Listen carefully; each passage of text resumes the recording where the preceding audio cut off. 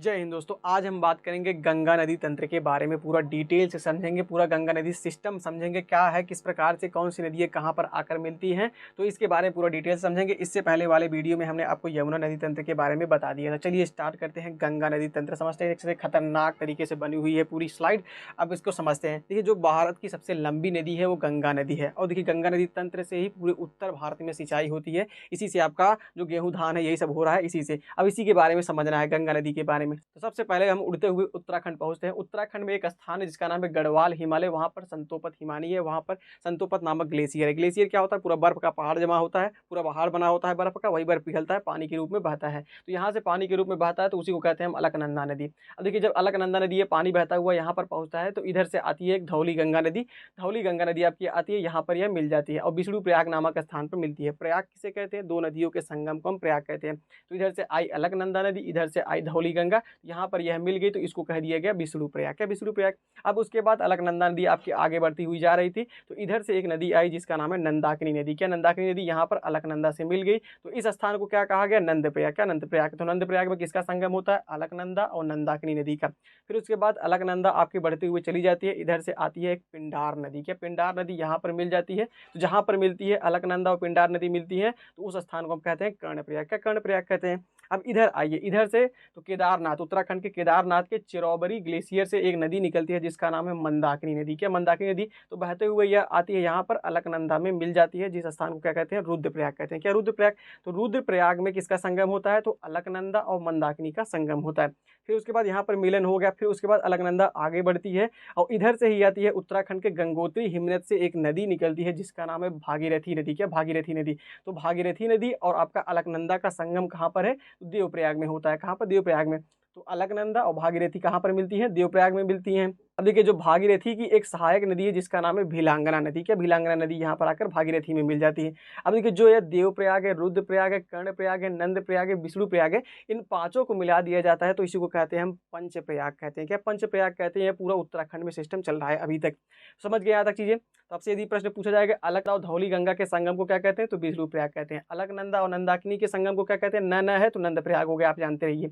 अलकनंदा और पिंडार नदी के संगम को क्या कहते हैं? तो कर्णप्रयाग कहते हैं। मंदाकिनी और अलकनंदा के संगम तो रुद्रप्रयाग कहते हैं और भागीरथी और अलकनंदा जहाँ पर मिलती है तो देवप्रयाग कहते हैं। अब इसके बाद यहाँ तक इसका नाम अलकनंदा था। जब यहाँ पर भागीरथी और अलकनंदा मिल गई देवप्रयाग के बाद इस नदी का नाम क्या हो जाता है? गंगा हो जाता है। क्या? गंगा हो जाता है। तो गंगा धीरे धीरे आगे बढ़ने लगती है। अब चलिए समझते हैं। और यहीं से एंट्री मारेंगे आपकी यूपी में। यूपी के बिजनौर जिले से गंगा नदी एंट्री मारती है और बलिया जिले से आपका एंड हो जाती है, बलिया जिले से बाहर निकल जाती है। उत्तर प्रदेश के लगभग 28 जिलों में आपकी गंगा नदी बहती है। अब देखिए, स्टार्ट करते हैं इधर से। देखिए, यह है आपका बाएं तरफ से गंगा की नदी है और ऊपर जो है वो दाएं तरफ से नदियां हैं। देखिए, सबसे पहले यदि आपसे पूछे गंगा नदी की सहायक नदी कौन सी है तो राम गंगा नदी है। देखिए, सबसे पहले यहाँ पर आकर मिल रही है। तो गंगा नदी की सबसे पहली सहायक नदी कौन सी है तो राम गंगा नदी, जो उत्तराखंड से निकलती है। उत्तराखंड से निकलती है, उत्तर प्रदेश के कन्नौज नामक स्थान पर यहाँ पर गंगा नदी में मिल जाती है। राम गंगा नदी की दो सहायक नदियाँ हैं, एक तो खो नदी, एक तो आरिल नदी। क्या? आरिल नदी। आपसे पूछे खो नदी या आरिल नदी किसकी सहायक नदियां हैं? गंगा नदी की सहायक नदियां हैं। तो कन्नौज में यहाँ पर आकर मिल गई। अब पहुंचती है नदी आपकी प्रयागराज में। प्रयागराज में एक नदी आकर मिलती है जिसका नाम है यमुना नदी। गंगा नदी की सबसे लंबी सहायक नदी कौन सी है तो यमुना नदी है। 1376 किलोमीटर इसका आपका लंबाई है। अब देखिए, जो यमुना नदी है वह उत्तराखंड के यमुनोत्री ग्लेशियर से निकलती है, यहाँ से बहते हुए आपकी आती है उत्तर प्रदेश के प्रयागराज जिले में गंगा नदी से मिल जाती है। यहीं पर आपका संगम हो जाता है, आपको यहीं पर लगता है। अब देखिए, जो यमुना नदी है, यमुना नदी की भी सहायक नदी है। सबसे बड़ी सहायक नदी कौन सी है? चंबल नदी है। क्या? चंबल नदी है। और देखिए, चंबल नदी कहाँ से निकलती है तो मध्य प्रदेश के जनापाव की पहाड़ी से निकलती है। मध्य प्रदेश से यहाँ से निकलती है, बहते हुए आती है आपका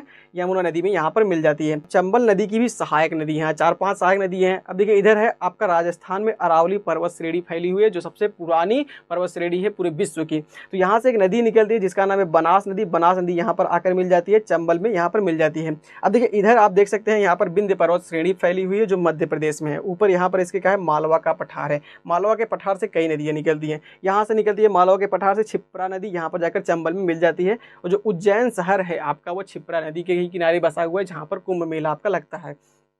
अब मालवा के पठार से एक नदी निकलती है जिसका नाम है काली सिंध। यहाँ पर काली सिंध है, सिंध आपकी किसकी है, यमुना की सहायक नदी है, लेकिन ये काली सिंध किसकी है, चंबल की सहायक नदी है। अब देखिए यहाँ से मालवा के पठार से निकलती है पार्वती नदी, यह भी जाकर आपके चंबल में मिल जाती है। तो चंबल नदी आप समझ गए कि इसकी सहायक नदी है, और चंबल नदी कहाँ से निकलती है यह भी जान गए।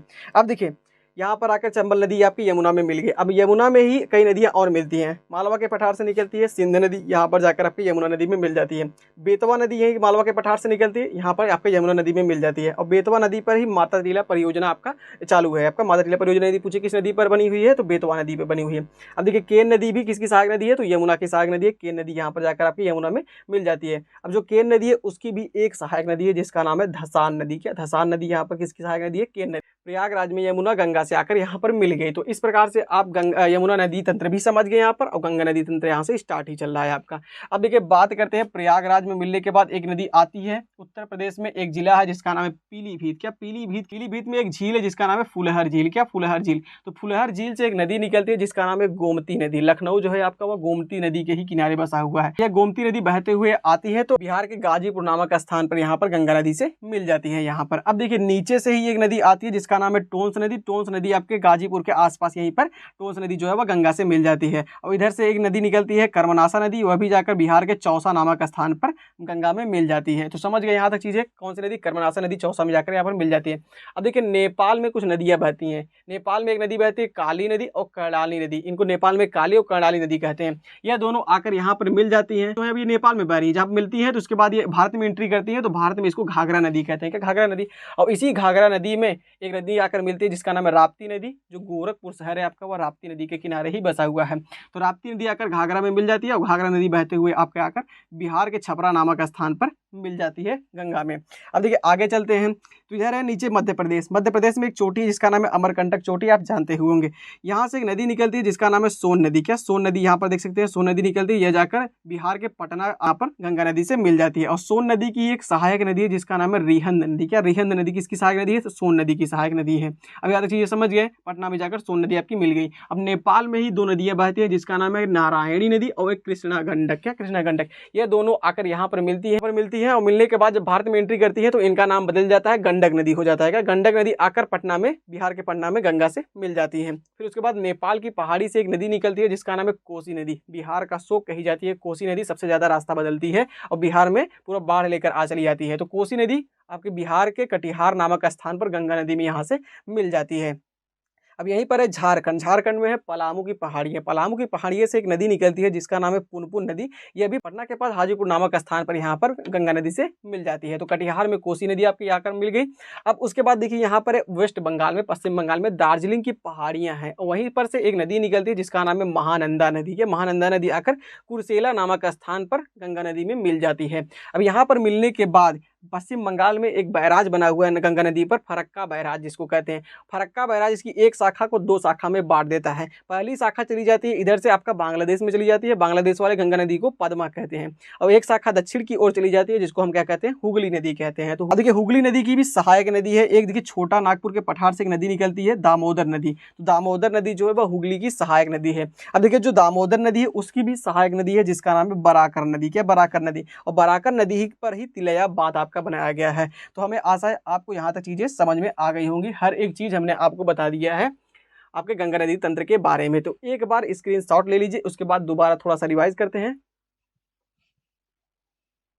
आपको गंगा नदी के बारे में सब कुछ बता दिया। अब हम बात कर लेते हैं गंगा नदी के बारे में कुछ चीजें। जैसे भारत की सबसे लंबी नदी कौन सी है, गंगा नदी है। गंगा नदी की सबसे लंबी सहायक नदी जो है वो आपका यमुना नदी है। और गंगा नदी की सबसे पहली जो सहायक नदी है वो रामगंगा नदी है। और गंगा नदी की सबसे लास्ट जो सहायक नदी है वो महानंदा नदी है। इतना समझ गए आप चीजें। अब देखिए जो गंगा नदी है इसको राष्ट्रीय नदी का घोषित किया गया था, तो 4 नवंबर 2008 को आपका गंगा नदी को राष्ट्रीय नदी घोषित किया गया था। और गंगा नदी जो है आपका उत्तराखंड हो गया, उत्तर प्रदेश हो गया, बिहार हो गया, झारखंड हो गया और पश्चिम बंगाल हो गया और बांग्लादेश, इतने स्थानों पर आपकी बहती है। यहाँ तक चीज़ें समझ गए। और गंगा नदी की लंबाई आप समझ गए 2525 किलोमीटर। और हमने आपको हर एक चीज़ समझा दिया। आप इसको स्क्रीनशॉट मार करके या खुद से अपने नोट्स में इसको इस प्रकार से बना सकते हैं ताकि कभी भी आप गलत ना करें। तो हमें आशा है आपको समझ में आ गया होगा। बड़ी मेहनत लगी है इसको बनाने में। शेयर जरूर कीजिएगा, अपने सुझाव कमेंट बॉक्स में दे सकते हैं। तो मिलते हैं नेक्स्ट वीडियो में, तब तक के लिए जय हिंद।